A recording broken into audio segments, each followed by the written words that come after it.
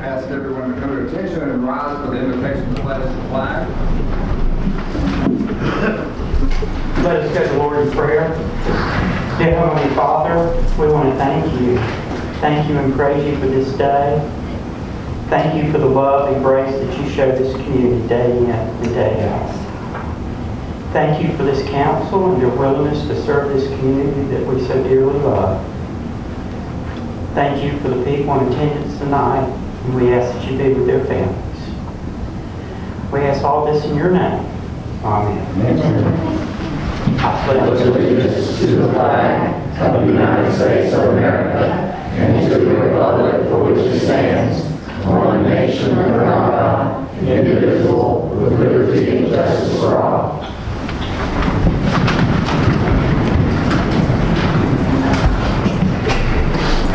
You should be in receipt of your minutes from the March 18th meeting. If you have any corrections or additions to minutes. I move the minutes be approved. I'll second. Motion and a second for approval of minutes. All in favor say aye. Aye. Any opposed? Motion carries. This time, if you'd like to address the council, it would be appropriate to do that this time. You actually come forward, state your name, give your address, and you'll have a few minutes to address the council. We welcome all our visitors tonight. Oh, we have one. Come forward. Name and address, sir, please. Rollins Miller, 601 Millbrook Circle, Tallahassee, Florida. I don't think that this is the meeting where there's a public hearing, but I want to go ahead and bring it up regarding the build-to-rent ordinance that is going to be, I guess, introduced tonight, but not heard tonight. I can't be more against this from a property rights standpoint, from ownership, and I don't think it would be good to have, for many reasons. Let me look at my notes here. I understand one of the reasons is the imbalance of rentals in the market, and that may be the case right now, but this is, and I understand that you can unwind something, but I don't know that this body's ever unwound an ordinance. Maybe y'all remember that, but if it becomes the case that there may be a need for this later. But I also don't think that there needs to be, an investor should be told, hey, here's some impediments to this development you want to do, and those impediments are fairly costly. Having to have an on-site office, having to have an on-site manager, having to have a recreational facility.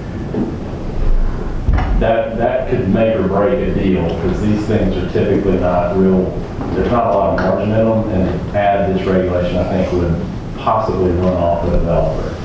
Whether there's a ban for them or not, I'd say, let the developer fall on his face if he's willing to do it. I don't think that's the charge here, to decide whether it's a good time or not for somebody to invest in our community. They could help to have a tax base. Sorry.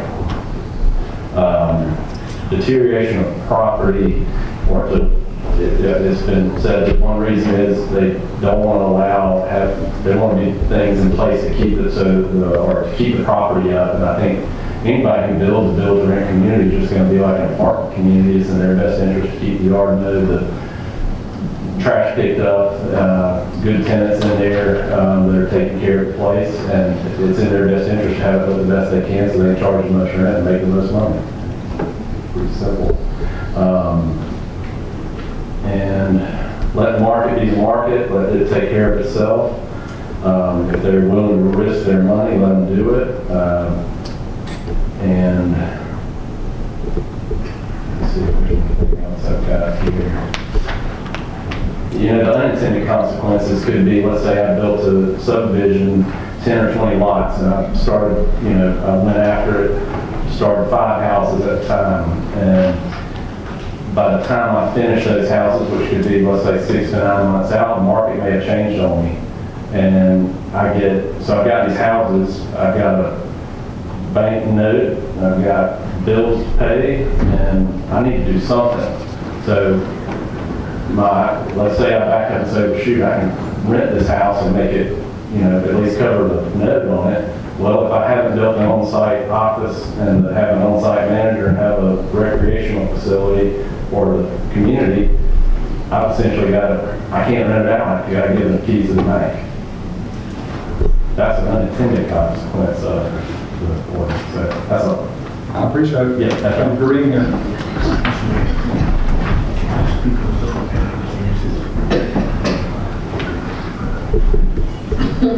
Hang around, Jim. Is sending it? Yes, sir. You're our citizen. Give your name and address. Yeah, give your name and address. Good evening, council. I come to speak to you not as Craig Close, the city councilman, but as Craig Close, the concerned citizen. I live and reside at 806 Southwest Street, here in Bainbridge, Georgia. And I want to bring to your attention in regards to an event that took place on this Saturday. It keeps dropping on me, but I think my voice is loud enough. To the council, I want to bring your attention to an event that took place on this Saturday evening at the address of 344 North Broad Street, which is a property owned by Mr. Gary Smith.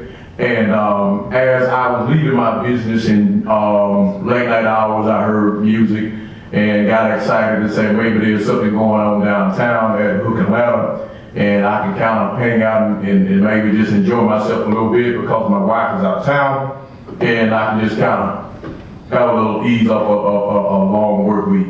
Unbeknownst to me, as I was heading down Broad Street, heading home, I noticed a lot of traffic, and it was right there around that address that I did call. So, being the nosy person that I am, I took a swing around the block, and then I found out that there was a stage set up behind the facilities on his private property, which is allowable for his private property. But one thing I did notice as I did take another left back onto Broad Street, heading back Broad Street South, there was a gentleman standing, and I have pictures. There was a gentleman standing behind the truck. He was urinating behind the truck on the property next to, I think it may be the property that this is the builder that just spoke a few minutes on, and that's available for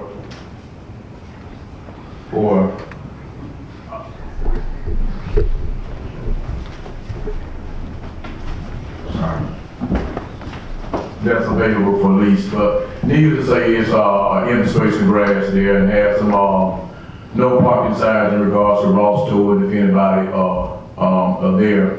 But and I pretty much observed things throughout the night. I probably got home about 12:30 that night, and just observing things. And as I did continue to go through, I found another gentleman, have him on video. He was doing the same thing in that same parking lot.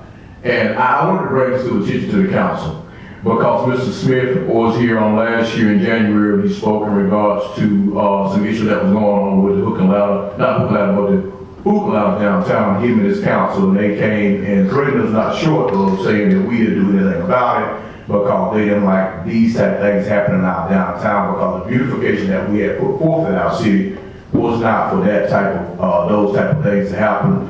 And like I said, they didn't fall short, but threatened us that if we didn't do it, they would take it to the national media. Not only that, they would file a lawsuit against our city.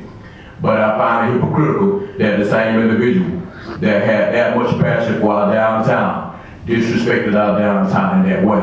And not only did he disrespect our downtown, I also noticed there were several individuals outside the boundaries of this property that had alcohol in their hand, which is a violation of our downtown city alcohol ordinance, because he does not own a business that can sell alcohol to any individual under that statute. You have to have a business to be able to serve it. Just like if I went to the store, bought a beer, sat in the park, I'm in violation. But if I buy a beer from an American, sat in the park, I'm in compliance with the rule. I saw several individuals that was non-compliance in regards to those rules. And what I would like to bring to the council also is that I think this issue needs to be addressed, because I don't want to see business owners or either property owners in that regard take advantage of our downtown alcohol ordinance, nor if you're a private citizen who owns property to take advantage of the beautification of our city, to have private properties of your own. And I brought it to the council attention. I did speak with Mr. Roy on it, and he did tell me kind of what was going on. But I think it's something that needs to be addressed, because if one is not allowed to do it, neither should the other. Straight across the board, I'm fair, that's the way I look at it, that's the way I want it to be. And if someone comes to our council and threatens us, none short of a lawsuit or embarrassment on the national level, because of what they saw and felt like was wrong to our city, but turn around and do the same thing, I think they deserve that same treatment from our city. And I just want to bring that to a council as a concerned citizen of our city, not as a council member. And I hope you all take this in consideration and we can move forward some form of an ordinance or something to look at that so that we can eliminate these things from happening again. Thank you. Thank you, sir. Okay, others that would like to address the council? Okay, we'll move forward with our agenda. First item on our agenda is a proclamation for the Donate Life Month. I'm gonna, I think Mr. Faircloth's here. Come forward, I'll read this for us. Whereas one of the most meaningful gifts that a human can bring bestow upon another is the gift of life, and whereas more than 100,000 men, women, and children await life-saving or life-enhancing organ transplant, of which nearly 3,000 reside in Georgia, and whereas 48,149, a record number of transplants occur in the calendar year 2024, thanks to the generosity of 24,020 deceased and living donors, in which 1,460 transplant patients and 650 deceased and living donors, also a record number, were from Georgia. And whereas more than 2.5 million people throughout the country and individuals benefit annually from tissue transplantation, thanks to thousands of tissue donors, and whereas the need for organ, eye, and tissue donation remains critical as a new patient is added to the national waiting list for an organ transplant every 8 minutes, and millions more could experience improved quality of life through tissue transplantation, whereas the critical donor shortage remains a public health crisis as an average of 16 people die daily due to the lack of available organs, and whereas organ, eye, and tissue donation can provide families with the comfort of knowing the gift of donated organs and the tissue endow another person with a renewed hope for a healthy life. And whereas donating life through organ, eye, tissue donation is the ultimate act of generosity and kindness we city citizens can perform, and whereas nearly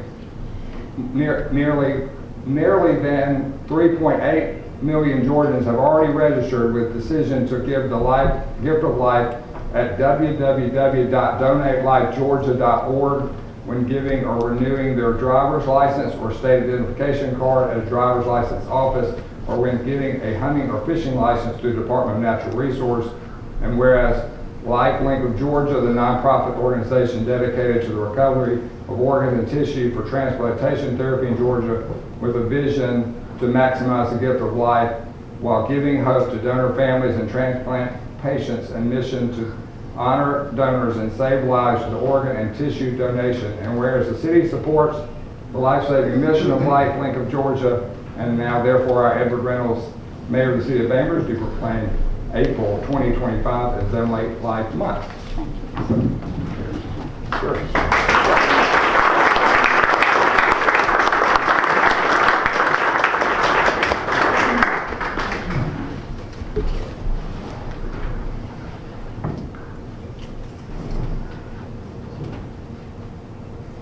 Thank you. One thing I want- This year will be the 15th year anniversary of my son's death in July, and I just wanted to thank the city for all the support, because through our hard work and support, we have tripled the registry in Bainbridge. Thank you so much.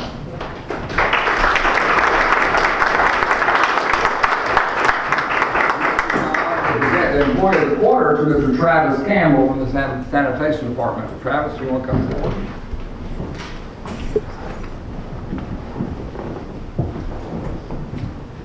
Flag for you. We're going to go right here. I'm going to read this plaque. We'll just stand up here and make everybody look at you. Okay. Employee of the quarter, we hereby express our sincere appreciation to Travis Campbell and grateful recognition of your outstanding performance, productivity, and dedicated service. and present this award from the city of Bainbridge this 15th day of April 2025. It is voted on by his peers, and we appreciate the good work that you do for our city. Thank you so much.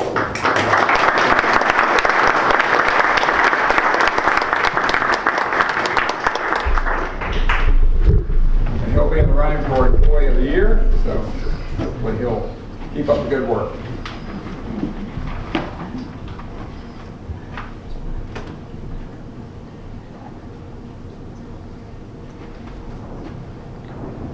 Thank you, Travis. We appreciate you. Thank you. Okay, there you go.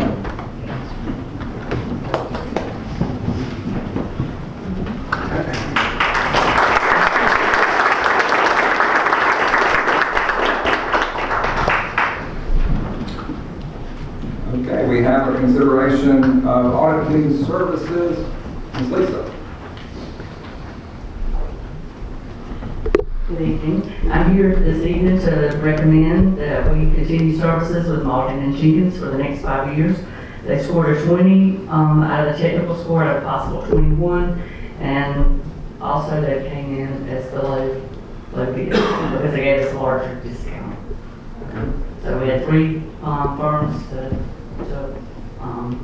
come back with a bid. Any questions about that? Council questions? Have a motion on recommendation. I move that we accept the recommendation. Second. Motion and second to recommendation, accept the recommendation of audit services from Malden and Jenkins. All in favor say aye. Aye. Any opposed? Motion carries. Thank you. We have a consideration of amendment for the employee personnel policy handbook. Mr. Lyle. Yes, sir. As we discussed at our city council retreat back in March, you received a draft showing the changes to the city's employee personnel handbook. All of these changes have been reviewed and approved by the attorneys at Gurma from Ellery Thompson. And at this time, we're asking you to amend the current employee personnel handbook to reflect those changes. Okay, have questions about that from anyone? Council questions? I make the motion that we approve the personnel policy book as amended. Okay, we have a motion and a second for approval of the employee personnel policy handbook as presented. All in favor say aye. Aye. Any opposed? Motion carries. This time we have our first reading of the third supplemental bond ordinance. I think Mr. Chris Law is coming forward for that.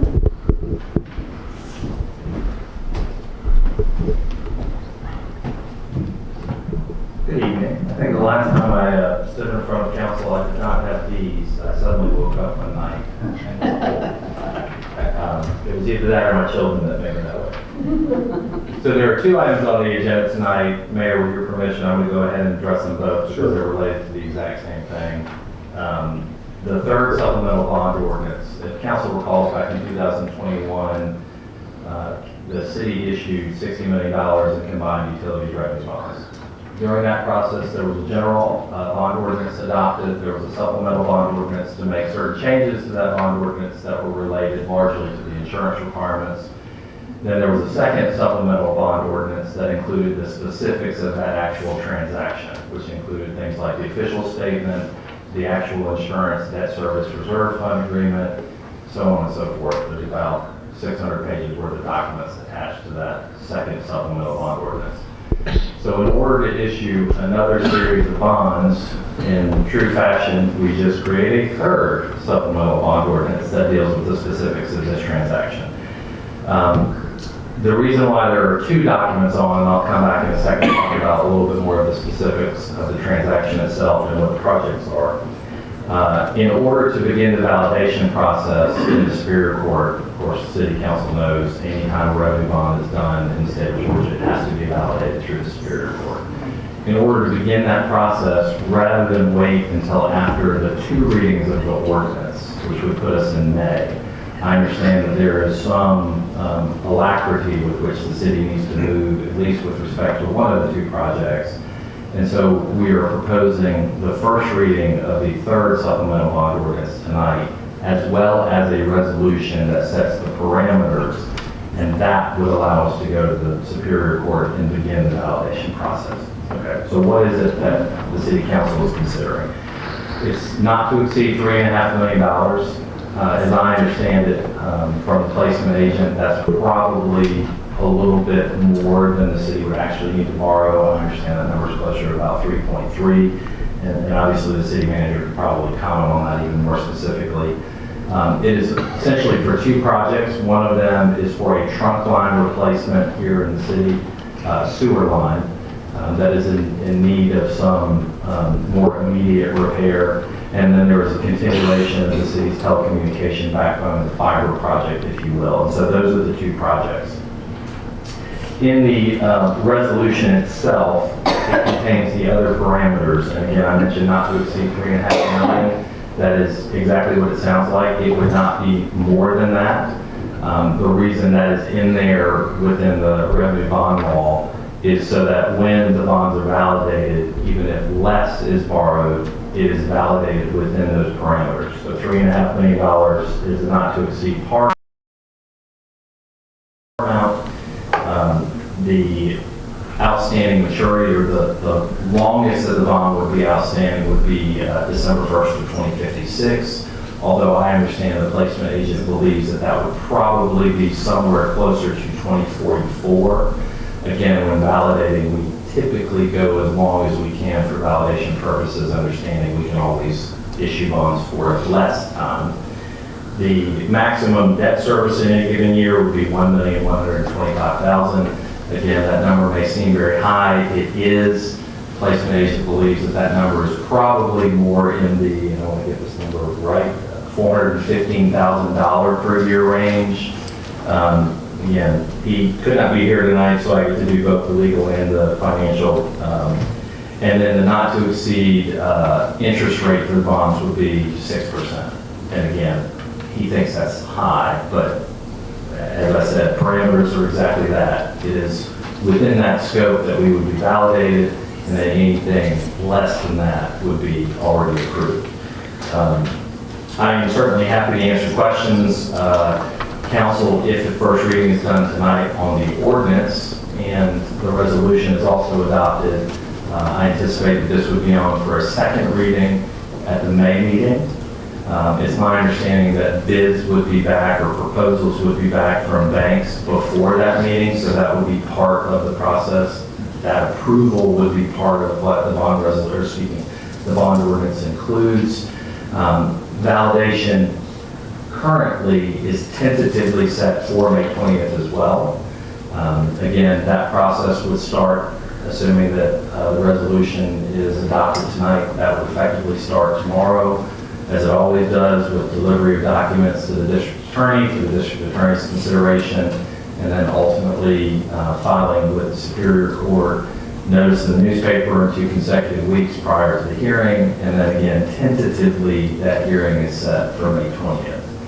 And again, happy to answer any questions about the process, the ordinance, the resolution, or any of the finances to the extent that lawyers are allowed to talk about numbers. So this compression of the process to allow for us to go ahead and get started on the validation, I assume that is allowed.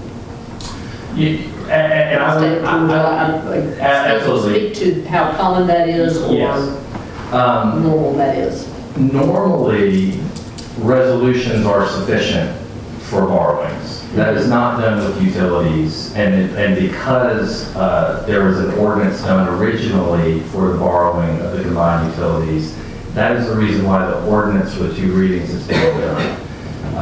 More often than not, almost always, it is single reading of a resolution that authorizes the borrowing. Right. And so that is what's contemplated, frankly, by the revenue bond law. Hence, I'm perfectly comfortable that a resolution provides us with the ability to move forward with the validation. Because there is an ordinance in place with respect to the revenue bonds that are already outstanding, the city would need to adopt an ordinance before the actual borrowing was done. Right. Hence, we're doing one of each tonight, the resolution being completed, and then the second reading would be at the May meeting. And I think that was... That's my question. Thank you. I will say this. I don't know that this is compressed I think that is more driven by the desire to try to start work on the sewer project Right. where it's located. Right. But otherwise, bond process is what it is. It has to be done within 6 months of the approving, in this case, ordinance or resolution. So the statute, I won't say contemplates compression, but a city council or anyone who's an issuer cannot issue debt after the approving document has gone through that process without validation within 6 months. So there is some horizon, or sunset, probably better way to look at it. It's built into the statute to start with. Okay, thank you. Of course. Any questions?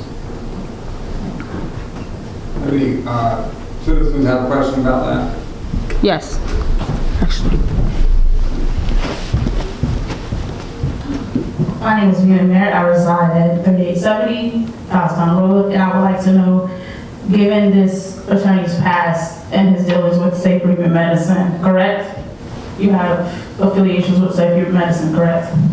He was the bond attorney for the city. Cool. So that's simpler. Let me clarify something. Yes. You do not live in the city of Bainbridge, right? No, Okay, so you're not a taxpayer for our city. I do have property here.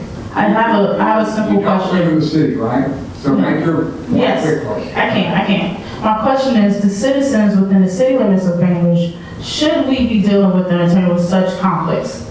That's our decision to make, so thank you for asking the question. Yes, thank you. Mayor, I don't normally do this, but I would actually like to respond to this. Sure. I am licensed in 4 states. I've taken the bar exam once in each of those states, including the professional responsibility portion of the bar in each of those states. I've never, ever been grieved in any of those states. I do not, nor have I ever represented Safer Human Medicine. I have no affiliation with that company. The bond work that I performed was on behalf of the authority who hired me, who, if that deal ever closes, would be paying me. I have not received any funds from Safer Human Medicine. I don't understand what the issue is. But the idea that someone can stand up and essentially smear me at a public meeting, I find troubling. Of course, I'm not upset with City Council. This is not something that y'all have done. But I am a professional who's hired to do a job. It's not personal. This is the job that I do. If the city would like to issue debt, I'm certainly happy to help you with that process. But whether it's a sewer project or an industrial development project or whatever it is, I don't make the policy decision as to what those things are. I'm simply here to try to help through the court process and the approval process with whatever governmental entity I'm representing.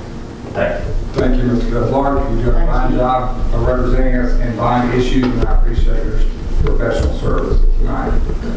Other questions? Mr. Mayor, back to this issue. Can we speak to the purpose of this? Because I wanted to make sure that was clear to everybody. The sewer repair that needs to be done is across Calhoun Street. That's correct. And the timing is critical because we want to make sure it's done in conjunction with the construction of the hotel and the additional use that's going to be demanded of it, right? That's correct. We're talking about 2 projects, the fiber to the home project to finish up the fiber to the home project. And then when we were doing and Gabe may come up to speak to the technical terms on this, but we were doing a repair or a relining near the hotel, near the Flint River Bridge. And in doing so, we had camera work and we discovered that there is a main trunk line that has been compromised and it needs to be, we don't know how long it has been compromised. It could be, it's operational, obviously, but should something happen to it, it would be catastrophic to the roadway and to sewer services for the community because all of the sewer runs down that trunk line down by the river and into the sewage treatment plant. So we've gotten a couple of different estimates, anywhere from $300,000 all the way up to $600,000 roughly, and everything we touch seems to get more expensive. So we put $800,000 on this project to get it repaired. We really do want to move forward and get it repaired quickly. Good. Okay. And then the fiber to the home additional costs are costs that we had to pay Georgia Power and AT&T for use of their poles. Yes, it's called make-ready costs.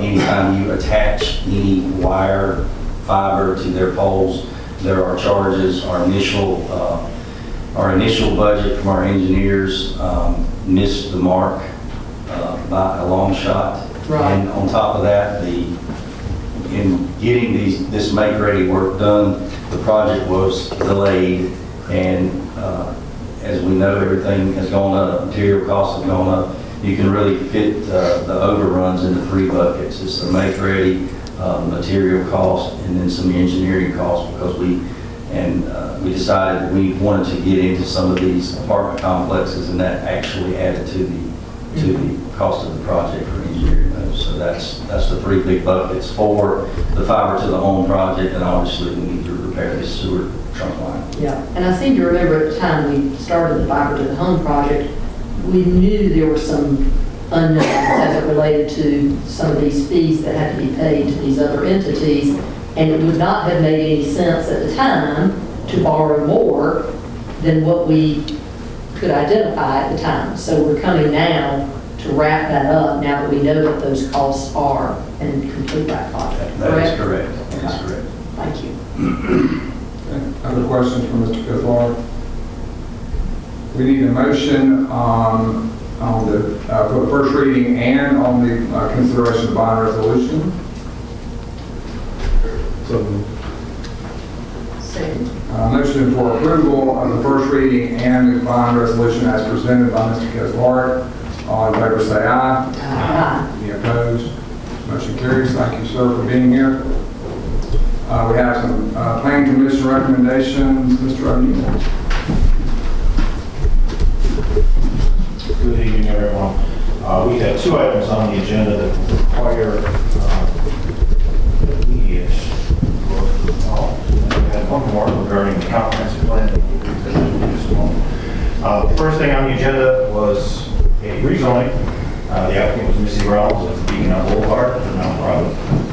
This was requesting to rezone the property located at 116 Boulevard Drive, 1231 Troop Street, and 1227 Troop Street from UR12 multifamily to neighborhood business for a nonprofit ministry that provide meals to the community. The Planning Commission voted on this to recommend approval of this unanimously. The second item on the agenda was a zoning text amendment, which will be the bill for communities. This was presented to the Planning Commission. Up until today, I haven't had any calls on this. Since about noon, I've had about 3. What you see before you is what the Planning Commission recommended to go forward. So this essentially functions as an introduction to this ordinance. And that will be printed on the website, published on the website. This will be the draft for the next month. It will be on the website. We will have a public hearing on this after advertisement next month, where you can take action if you so desire. Okay. That was passed unanimously. And lastly, you should have a resolution for the comprehensive plan. They recommended approval of it unanimously as well. Okay. Will we have that being presented, or do we need to vote on it and then present it? How's that going? Comp plan? Yeah. That's it. So why don't you just go ahead and Okay. vote on all these, and then we'll have a public hearing. So the only item we need to vote on at this time is the boulevard. The rezone. That is correct. Okay.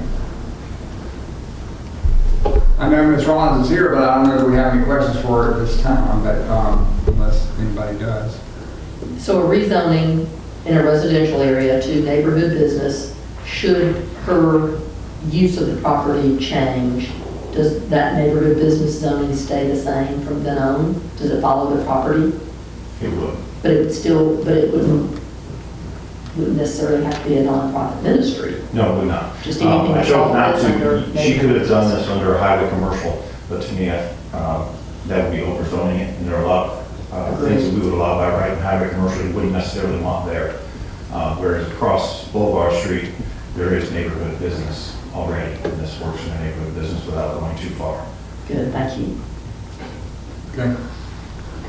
Other questions about this? Have a motion on the rezone of the property on Boulevard. Second. Motion and second for approval of the rezoning as presented. All in favor say aye. Aye. Any opposed? Motion carries. Moving forward, then we have the public hearing on the comprehensive plan. So I will entertain a motion to enter public hearing for the comp plan. So moved. Second. Motion is second to enter public hearing on the comprehensive plan. All in favor say aye. Aye. Any opposed? All right. So this time, I guess we're going to do a presentation about that or not? Just short.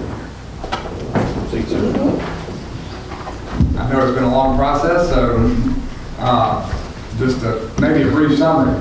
Yeah, that's what the presentation is. Okay, good. Brief summary. We began this process, first, let me say, John Ford with Robert Company, 229 Peachtree Street, Suite 2000 at Bainbridge, Georgia. Robert Company was engaged as the consultant planner for this proposed comprehensive plan. And we began with our first meeting was in April of last year. And then we had a series of several public meetings. And we had great comments at those meetings. What I'm here tonight to talk to you about is that there is a requirement by the state that there be a public hearing as part of the presentation of the comprehensive plan.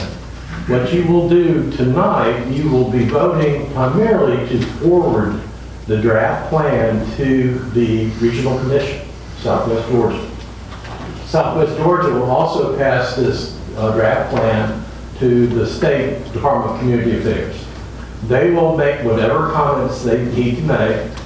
They primarily review it for form and to make sure that the requirements meet the requirements of the Planning and Enabling Act. As part of that, we believe that we have accomplished all of those elements. And what we wanted to do as part of this plan is make sure that it told the story. Told the story of Bainbridge and how you got to this point, and that it will, hopefully we're looking for the continued growth of the community. As part of that, we posted this information on our website, bainbridgetomorrow.com. We've had a few comments. More recently, we did have some additional comments to the draft. Ms. Palmer was very forthcoming in terms of identifying several things. We do have the notes based upon her comments, and I'd like to just pass these on to you, Ms. Palmer, if you would like to forward those to everyone else. Those are copies. Basically, I think the majority of the plan is ready to roll. We will make the edits that we promised as part of this of the review. Anything else we hear tonight from the public, we want to make note of, and we want to make sure that we include that information appropriately before it's submitted onto the Regional Commission. As I mentioned before, there should be a resolution to adopt the plan for forwarding at this stage. Once they have reviewed it, they will return the plan to you with whatever comments they have. We will make those edits as appropriate, and then we would ask you to adopt it at that time. Thank you very much. Thank you, Mr. Ford. I appreciate your work on this. If you have any questions, we're here. Thank you. I know we're already looking for answers. We have, at this time, we are in the public hearing about the comprehensive plan, and we would entertain any questions directed to the council. Seeing none, we will entertain a motion to close the public hearing. So moved. Second. Motion and second to close the public hearing on comprehensive plan. All in favor say aye. Aye. Any opposed? And this time we'll entertain a motion for approving the forwarding of the plan to the Regional Commission. I move that we approve the plan to be sent to the Regional Commission. Second.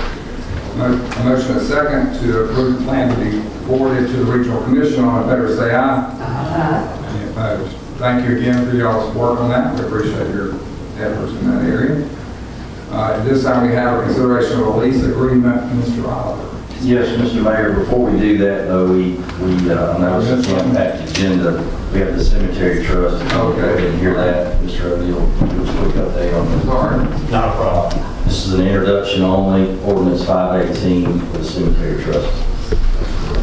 And you may remember just 3 months ago, 4 months ago, something like that, we approved some changes regarding the cemetery trust to open it up to all cemeteries that the city owns. In doing so, there was a couple of unintended consequences or collateral damage in other parts of the ordinance that we didn't take into consideration at the time. So we have a couple of housekeeping items. You'll see in section 18-2 there, and also 18-5 with this new section, which doesn't make sense. So we've also added, as we discussed this at the council retreat, regarding the cemetery committee is hereby formed. It shall be comprised of 7 members to be appointed by the mayor. This committee will work with the city staff to evaluate the needs of all city cemeteries and make recommendations for improvements within all city of Bainbridge cemeteries to the city of Bainbridge Cemetery Trust Board of Trustees. We have specific questions about those updates to the ordinance. I had a question. It says all cemeteries. I thought it was West Bainbridge, Jonas Lowe, and Oak City. That Pine View, we don't really even have platted and plotted for it. It's still a city cemetery, and I didn't want to exclude it. Okay. Things like, for instance, I have an example. Green line, if the committee ever decided that they want to see a fence around it or something like that, that would be something they could decide. Okay. Do we actively do burial permits for that cemetery? We do not. If somebody has a deed, then we're buried. But yeah, as we go forth, if there's any recommendations from the committee on Pine View, we can certainly take that under advisement of the board. Okay. Thank you. Other questions about the changes? Got a motion on the,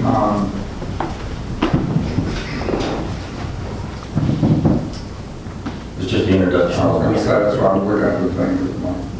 Okay, so we will vote on it for finalization next month. Okay? And now moving forward to the lease agreement, Mr. Oliver. Yes, sir. We have the kitchen inside the Bainbridge Public Safety Training Center located on West Street.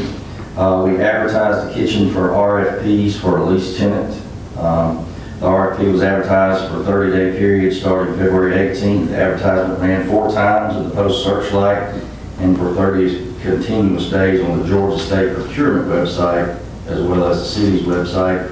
The purchasing department received 1 sealed bid from NASA's Southern Cuisine, operated by Ms. Vanessa Martin from Climax.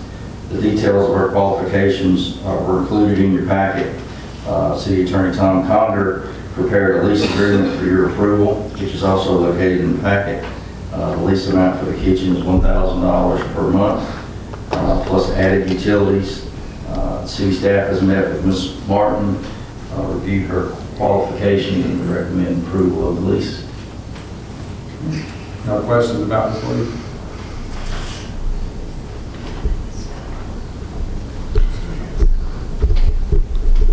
Council questions or motion? I move that we accept the lease agreement. Motion and second to accept the lease agreement for the kitchen at Public Safety Training Center as presented. All in favor say aye. Aye. Any opposed? Motion carries. We have a resolution for a name change on our revolving loan fund. Mr. Holmes. Yes, back in July of 2023, City Council passed a resolution in support of a downtown development revolving loan fund through the DCA for Mr. Brent Ward's rehabilitation project located at 125 Calhoun Street. We have for your consideration at this meeting a new resolution prepared by Mr. Tom Conger.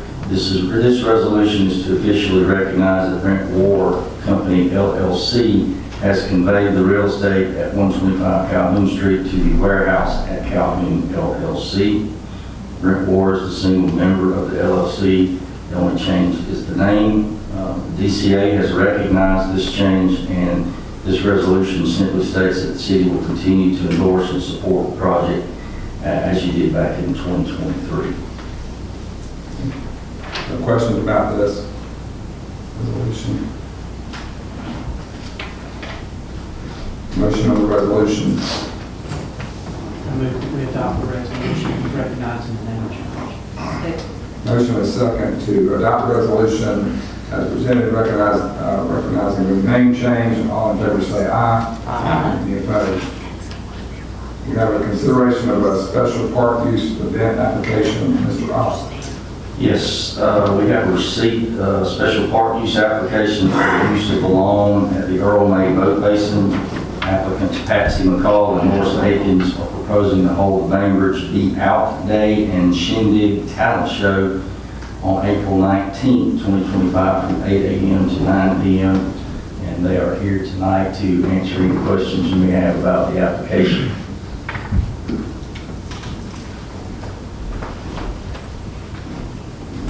Hello. Hello, how are y'all? Good. I am Patsy McCall, 1755 Street, and I am the director, and, I am the director of the BHS Alumni Association. I am also the one who held the big reunion, and I want to thank you all for pulling that back in October, and we look forward to having it again this year. So, do y'all have any questions for me about the evening? What area is being used? It'll be the stage that you did along. Okay.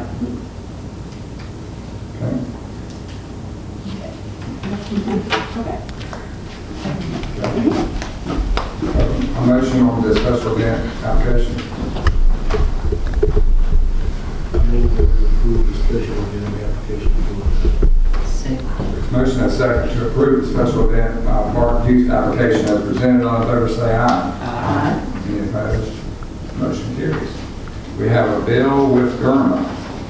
Yes, sir. This is the property and liability insurance premium from Gurma.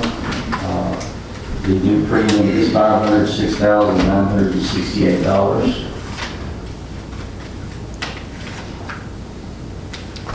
Questions about that bill? Besides how much it is? How does that compare to the previous? It is up $34,000 from last year. We have added some property, mainly the animal services building and the equipment in that building. And there were some other line items that went up as well, noted in your packet. Yes, it's $506,000. You recall in February we had our workers' comp premium. It was $301,000. So insurance seems to be up in all categories. Yes, sir. Have a motion on the bill. I move that we pay the bill. Reluctantly, we all in favor of paying the bill? Any opposed? Motion carries. We have several events coming up in April and May around our city, one of which is a series fishing tournament. The Reckoning on the River disc golf tournament, which we're proud to be sponsoring. I think we had a lot of participation from before. So, and then we look forward on the 19th for the special event down there at Cheney Creek Park, as well as the second Saturday in May, on May 10th, and an art and wine walk downtown on May 10th as well. With the weather has been, we should be out enjoying our city. And we stand adjourned.